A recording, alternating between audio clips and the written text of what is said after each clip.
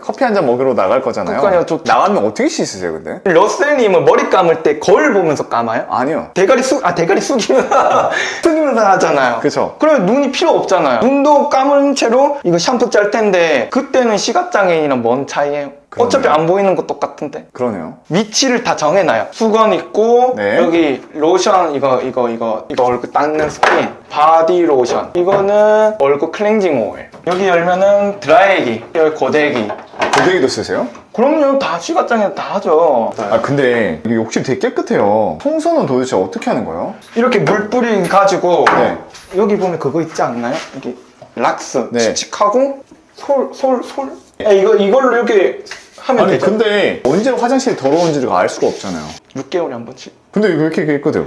아직 일주일밖에 안 되잖아요. 아 그럼 이렇게 방 청소는 어떻게 하시는 거예요? 만부간을 하는 게 아니고 앞으로 왔다가 뒤로 왔다가 이렇게 지그재그로 한다 해야 되나? 이렇게.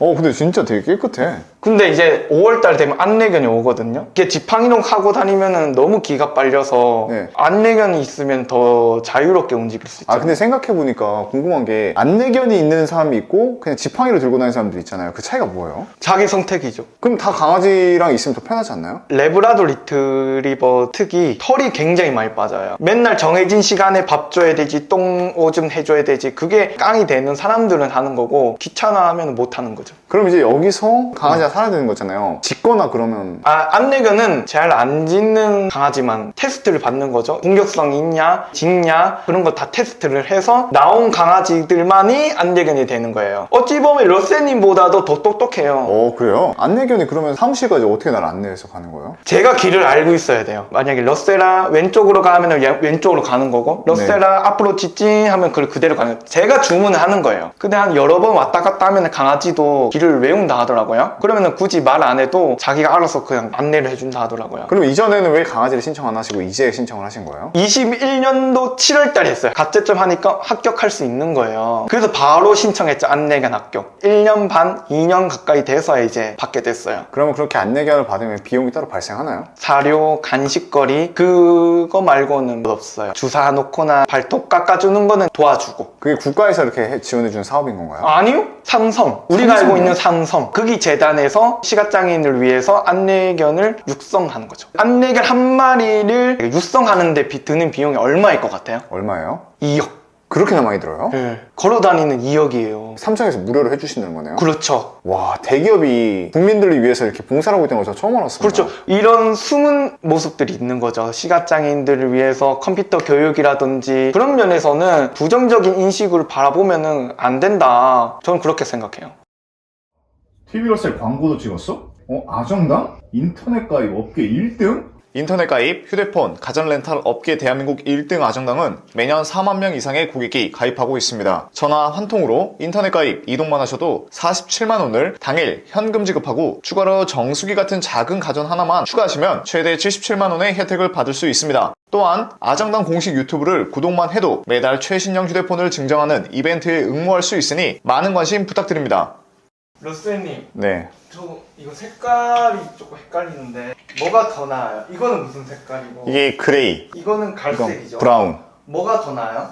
이번에는 좀 그레이가 더 잘 어울릴 것 같아요. 그레이요? 네. 이게 어찌됐건 지금 나한테는 보이지가 않는 거잖아요. 굳이 그런 걸 막 따지면서 보는 이유가 있으세요? 남들한테 잘 보이고 싶어요. 시각장애인 거 그런 거 떠나서 남들한테 이뻐 보이고 싶고 옷 잘 입어 보이면 좋잖아요. 그리고 너무 공익광고가 너무 심해요. 장애인을 너무 불쌍하게 만들고 장애인들은 다 옷도 못 입을 것 같고 그런 게 좀 저는 불만이었어요. 장애인도 이쁘장하게 다닐 수도 있고 향수나 막 그런 것도 할 수 있는데 맞아요. 인식이 멋내는 건 당연히 멀리 할 것 같고 항상 다 돈이 없으시고 힘들 것만 같다는 그런 뭔가의 선입견? 네, 그 선입견이 있는 것 같아요. 프레임이 너무 부정적이에요. 그래서 저는 더 깔끔하게 입고 싶고 더 꾸미려고 해요. 오늘 지금 그럼 어떻게 꾸미시는 거예요? 오늘은 그냥 간단하게 그냥 맛이 나가는 그런 느낌으로다가 이거는 비비입니다. 비비. 네. 모양으로 다 알아요. 모양으로. 이게 선크림. 선크림과 비비만 있어도 충분합니다. 네. 눈 보일 때 이렇게 좀 화장을 하는 편이기도 했었고 그런 경험들이 있으니까 굳이 거울 보지 않아도 다 합니다. 간단한 것만이라도. 와, 피부가 진짜 좋아.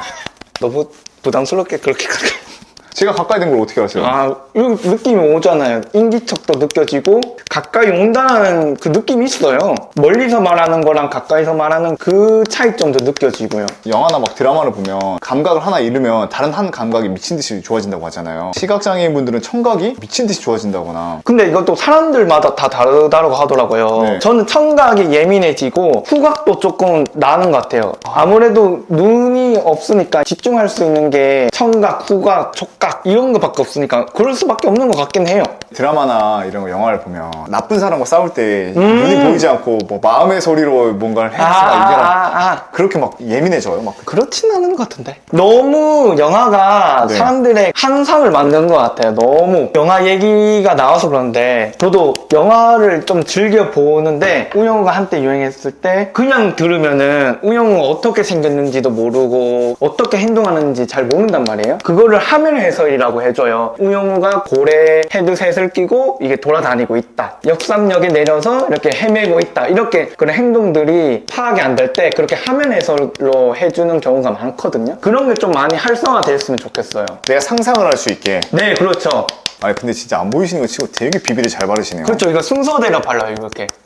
뒤죽박죽을 하면 얼굴이 얼룩이가 되니까 이렇게 순서대로 발라줘야 돼요. 아니 그리고 머리도 되게 예뻐요. 이런 것도 어떻게 하시는 거예요? 미용실 가면은 누나들이 잘라주잖아요. 그런 거 배워요. 이거 머리 어떻게 발라야 되는지, 왁스는 어떻게 칠해야 되는지, 제 손으로 직접 이거 만져달라고 그렇게 하거나 제가 직접 머리를 말려요. 코치해주고. 코치해주고. 그렇죠. 그래야지 말로 해서는 안 돼요. 디자이너 쌤들이 좀 깜짝 놀랐을 것 같아요. 그쵸. 처음에는 러셀님 맞으시죠? 자리에 앉으세요 했을 때 저는 계속 서 있거든요. 그분은 제가 시각장애인지 모르고 있었나 봐요. 네. 1, 2분 동안은 계속 저를 멀뚱멀뚱 찾아봤대요. 네. 저분이 왜 저러지? 그래가지고 제가 그제서야 말해서 제가 시각장애인이라서 도와줘야겠다. 그제서야 좀 아신다고 하더라고요. 그럼 항상 가는 곳만 가시나요? 웬만해선 그래요. 예약은 어떻게 하세요 그럼? 전화로 해요. 근데 꼭 그런 데는 네이버 페이로 하면은 몇 퍼센트 할인 이런 게 많더라고요. 네. 어쩔 수 없이 전화 예약을 해요. 그런 부분이나 키오스크가 너무 많아서 제가 어쩔 수 없이 직원분 도움을 받아야 돼요. 세상이 발전되고 기술이 발전함에 따라서 특히 시각장애인들은 더 후퇴하는 것 같아요. 거기에. 기술이 발전하면 발전할수록 반대로? 우리는 후퇴한다. 와. 옛날에는 도어락이 버튼식이었잖아요. 그렇죠. 그러면은 그거를 우리는 칠 수 있는데 기술이 발전하면서 디지털로 변하게 되었고 저는 못 쓴다. 이게 좀 아이러니하죠. 나 혼자서 할 수 있는 게 없다는 걸 느꼈을 때는 현타가 좀 와요. 노래방을 가도 가사를 다 외워야지만이 가능하고 그냥 집에서 놀 수밖에 없는 그 현실? 그런 게 좀 안타까워요. 제 스스로. 친구분들은 있으세요 서울에? 서울에는 없어. 다 고향에 있어요. 그럼 이렇게 퇴근하고 맨날 혼자 계시는 거예요? 그렇죠. 외롭지 않으세요? 피곤해서 TV 차요. 그래서 유도를 하면은 거기서도 친한 친구들을 만나게 돼서 영광이에요. 홍동구의 유도는 두 군데를 전화했는데 한 군데는 시각장애인을 받아본 적이 없어서 어떻게 해줘야 되는지도 모르고 다치면은 골치 아프니까 안 해줬으면 좋겠다라는 곳이 있었거든요. 근데 지금 다니는 강호 유도장은 한 번도 안 해본 것도 사실이지만 시각장애인 한번 가르치고 싶다라고 하셨거든요. 우리 강사님이. 엄청 세밀하게 해줘요. 자 그럼 이런 좋은 선행을 하고 계신 분들 한번 홍보 한번 하죠. 어디라고요? 마장역 4번 출구의 강호 유도장 홍대희 유도 강자님이십니다. 많은 관심 부탁드리겠습니다. 네. 그게 쉽지는 않을 거예요. 왜냐하면 다친 우리가 책임 못 지잖아요. 하고자 하는 의지가 있는 사람들을 위해서 이렇게 도와줄 수 있는 선행을 베푼 분들은 더 잘 돼야 된다고 생각합니다. 강호 유도장 화이팅 한번 해주시죠. 강호 유도 파이팅!